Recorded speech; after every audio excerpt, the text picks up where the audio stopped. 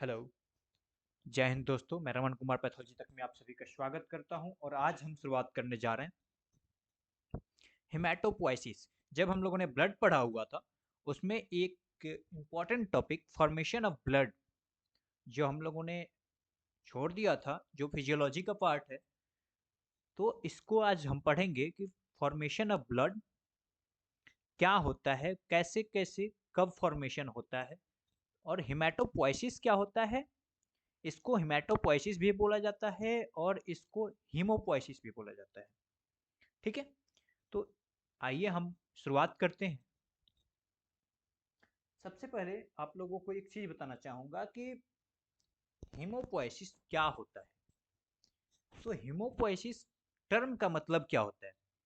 तो हीमोपोइसिस जो टर्म होता है, इसमें इसका मतलब होता है कि ब्लड फॉर्मेशन कैसे कैसे होता है, न्यूबॉर्न बेबी में कैसे होता है, फीटस में कैसे होता है, आफ्टर जेस्टेशन कैसे कैसे ब्लड फॉर्मेशन होता है, तो उसके बारे में हम लोग आज पढ़ेंगे।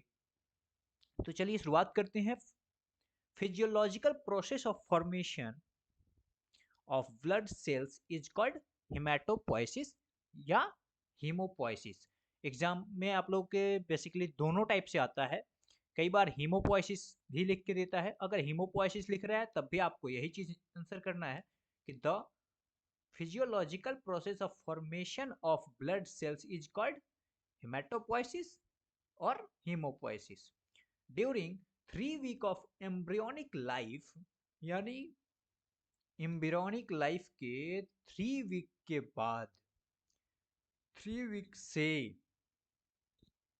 Haematopoiesis being in the York सेक, यानी जब एक फीटस का जन्म होता है, ग्रोथ स्टार्ट होता है, उस टाइम से 3 वीक, देखिए ये 3 वीक टू 7 वीक तक, 7 वीक तक यॉर्कसेक में, यानी यॉर्कसेक के थ्रू फीटस को एम्ब्रियोनिक लाइफ में ब्लड फॉर्मेशन होता है। यानी इसमें हम आगे पढ़ेंगे कि कौन से स्टेज को क्या बोलते हैं। 3 स्टेज होते हैं। 3 स्टेज में मेसोब्लास्टिक स्टेज होता है, हिपैटिक स्टेज और मेलॉयड स्टेज। तो सबसे पहले अभी हम ये जानते हैं कि कब कब कहाँ होता है और कौन से पार्ट एज को कौन से स्टेज में हम लोग जानते हैं।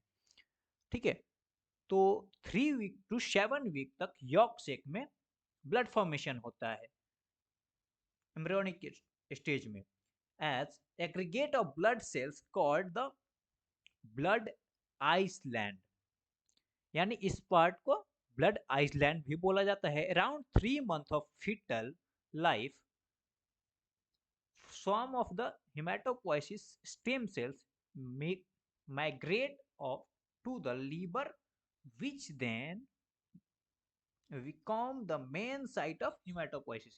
यानी 3 मंथ तक, जब जैसे अभी हमने बताया कि 3 वीक से 8 वीक तक यॉर्क सेक में बनता है, उस टाइम में कोई दूसरा ऑर्गन या ऑर्गन फॉर्मेशन ही नहीं हुआ रहता है, तो ब्लड फॉर्मेशन के लिए सिर्फ यॉर्क सेक ही जिम्मेवार होता है। आगे देखते हैं जब हम कि 8 वीक के बाद, 7 वीक के बाद हमारा पेशेंट के अंदर ऑर्गन्स डेवलपमेंट शुरू होता है, तो 3 मंथ यानी 12 वीक तक हमारा लीवर जो होता है वो प्रिपेयर्ड हो गया होता है ब्लड बनाने लायक। तो आफ्टर 3 मंथ, यानी 8 to 12 वीक, ऐसे भी बोला जाता है कि 8 to 12 वीक के बीच में, इस टाइम पीरियड में लीवर जो होता है वो हिमेटोपोइसिस के लिए रेडी हो जाता है। ठीक है, some blood cells formation also occur in the spleen, lymph node and thymus। यानी जो ब्लड फॉर्मेशन होता है वो किस किस के ऑर्गन्स के मिलने से होता है, कौन कौन सा ऑर्गन, साथ में मिल के ब्लड फॉर्मेशन करता है, तो लीवर, एस्प्लीन, लिम्फ नोड और थाइमस। उसके बाद आफ्टर 7 मंथ, 6 to 7 मंथ के बाद जब बोन मैरो फॉर्मेशन होने लगता है, बोन मैरो फॉर्मेशन हो जाता है, तब ब्लड फॉर्मेशन का काम बोन मैरो का हो जाता है और bone marrow start producing blood cells around 4 month of foetal life. ये जो 4 मंथ फीट ऑफ लाइफ है, ये बेसिकली 4 मंथ जो होता है वो यॉर्क सेक के वर्क के बाद काउंट किया जाता है बेसिकली। तो 4 मंथ की लाइफ के बाद, यानी 3 मंथ के बाद आपका ऑर्गन फॉर्मेशन शुरू हो गया, बट फिटल लाइफ के 4 मंथ बाद बोन मैरो फॉर्मेशन शुरू हो जाता है। बोन मैरो ब्लड फॉर्मेशन शुरू कर देता है, बट उस टाइम भी लीवर और स्प्लीन आपका सपोर्ट करता है, तभी ब्लड फॉर्मेशन होता है। आफ्टर 7 मंथ, जब 7 मंथ हो जाता है, तब पूरे तरीके से बोन मैरो ब्लड फॉर्मेशन के लिए रेडी होता है। ठीक है, we count the soil site of hematopoiesis after birth, यानी उसके बाद से, यानी 7 मंथ के बाद पूरे तरह से ब्लड फॉर्मेशन की जिम्मेवारी बोन मैरो की होती है। certain consider hematopoiesis can become re-established in spleen, liver, lymph node in post natal life. This is called as extramedullary hematopoiesis। यानी ब्लड फॉर्मेशन जो होता है, जब आफ्टर बर्थ ब्लड फॉर्मेशन जब होता है, तो ब्लड फॉर्मेशन बोन मैरो में होता है, बट उसको जो एक्स्ट्रा मेडुलरी सपोर्ट देता है वो कौन कौन होता है? लीवर, स्प्लीन, लिम्फ नोड्स और थाइमस।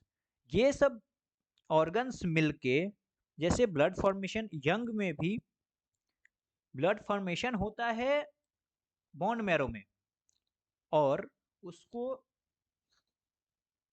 एक एनर्जी प्रोवाइड करता है, जिसमें जैसे हम लोग पढ़ते हैं ना कि एंजाइम कहाँ फॉर्मेशन होता है, स्प्लीन, और स्प्लीन में कुछ हार्मोन्स, कुछ एंजाइम्स, कुछ लीवर, मैक्सिमम एंजाइम्स जो होते हैं वो लीवर फॉर्मेशन करता है। तो पूरे ब्लड को एक अच्छे तरीके से वर्क करने में हमारे बॉडी के मेन 3 ऑर्गन्स का वर्क होता है, बोन मैरो, लीवर और स्प्लीन। ये तीनों ऑर्गन मिलके हमारा ब्लड फॉर्मेशन करते हैं। ठीक है, आगे चलते हैं।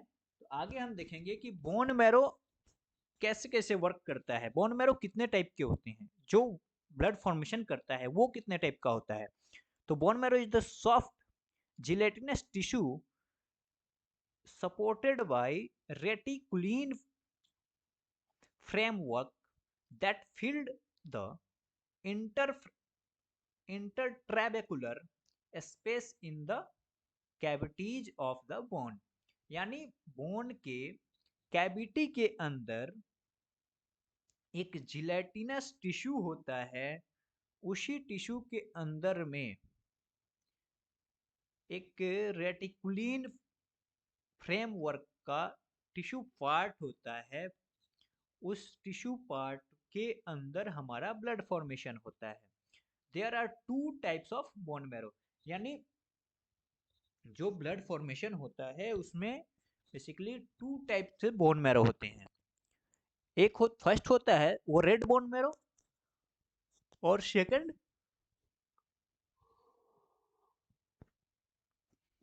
Yellow bone marrow. Red bone marrow जो होता है वो क्या करता है? तो रेड बोन मैरो हमारे ब्लड में सेल्स का फॉर्मेशन करता है। जो इसको बोला जाता है कि active site. Red bone marrow जो होता है इसका काम क्या होता है, तो ये बेसिकली ये सेल्स का फॉर्मेशन करता है, जो एक्टिव मैरो बोला जाता है इसको। जो होता है एक्टिव मैरो यानी ये हमेशा वर्क करने करता है। और येलो बोन मैरो जो होता है वो इनएक्टिव बोन मैरो बोला जाता है उसको। इनएक्टिव बोन मैरो क्यों बोला जाता है, क्योंकि इनएक्टिव बोन मैरो जो होता है, जो येलो बोन मैरो होता है, वो बेसिकली फैट सेल्स का, फैट का निर्माण करता है। हमारे बॉडी में फैट फॉर्मेशन जो होता है, जो फैटी जनरेशन जो होता है, उसका काम कौन करता है, तो येलो बोन मैरो। ठीक है, चलिए देखिए, जो मैंने अभी बात कर रहा था मैं कि अब एक बार देखते हैं कि हमारे ब्लड में, बॉडी में कहाँ कहाँ का बोन, कौन कौन सा बोन है जो ब्लड फॉर्मेशन करने में हेल्प करता है। ठीक है, तो देखिए इसमें हमारा मेन जो रोल निभाता है वो पेल्विक का बोन, वर्टेब्रल बोन, स्कल का bone, sternum and proximal end of long bone. Long bone में कौन कौन सा होता है, femur, humerus, tibia, fibula, fibula, ये सब लॉन्ग बोन होते हैं। लॉन्ग बोन में जो पोस्टीरियर पार्ट होता है, जो proximal end of long bone जो बोल रहे हैं, तो वो proximal end of superior part या इंफीरियर पार्ट, दोनों ही पार्ट का पोस्टीरियर पार्ट, जैसे आप लोग जब भी फीमर देखते हैं तो फीमर के हेड जो होता है वो पोस्टीरियर की तरफ होता है, तो उसी पार्ट में हमारा बोन मैरो फॉर्मेशन होता है। देखिए इतना तो हो गया कि फॉर्मेशन।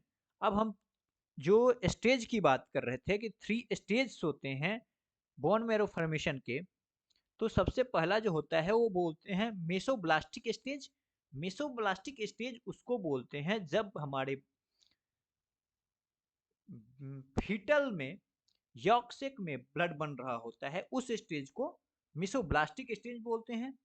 उसके बाद जब हमारा लीवर और स्प्लीन वर्क कर रहा होता है, जब लीवर और स्प्लीन वर्क करके ब्लड बना रहा होता है, उस स्टेज को हिपैटिक स्टेज बोला जाता है।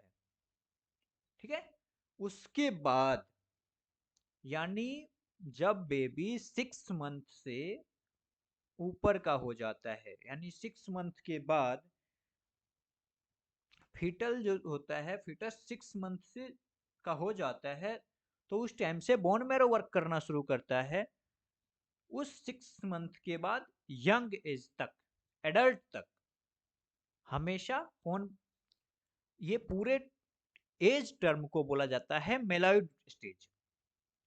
मेलाइड स्टेज में कौन वर्क करता है, तो बोन मैरो और सपोर्टिव ऑर्गन में जो हमारा एंजाइम और हार्मोन्स का फॉर्मेशन करके ब्लड को लाइफ स्पेन देता है, वो कौन काम करता है, लीवर और स्प्लीन। चलिए आज के वीडियो में इतना ही।